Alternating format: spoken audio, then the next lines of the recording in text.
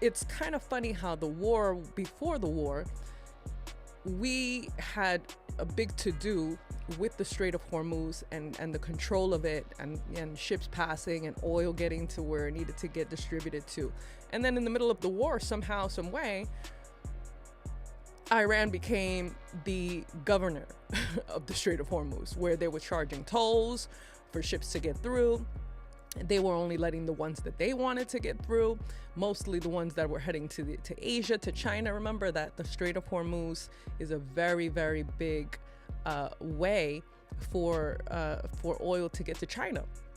And so China is, buddy buddy with Iran, and so is Russia.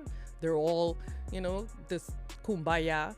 And so Iran is making sure that China gets its oil and whatever Russia may need, but they are setting limits on what else passes through. So it's like the tables have taken a spin, and we are on the far left of the table. And when we see these things going on, it's like, where do we go from here?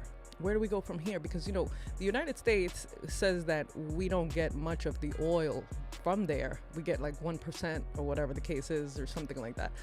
But the gas prices doesn't really reflect that. So these are the things that are going on right now, which are, questionable as far as who's winning the war, who's really in control, where are things going from here. Iran is now, threatening the United States about the Strait of Hormuz and wanting their territory back. And so we are well to see what will happen from this point on. But there is no deal. I don't believe that there will be a deal. Remember that Iran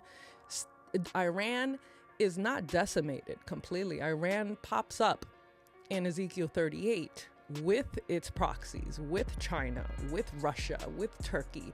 And so we may destroy to a point where it needs to recover, but it's very much going to be present, and it will very much be part of the bigger war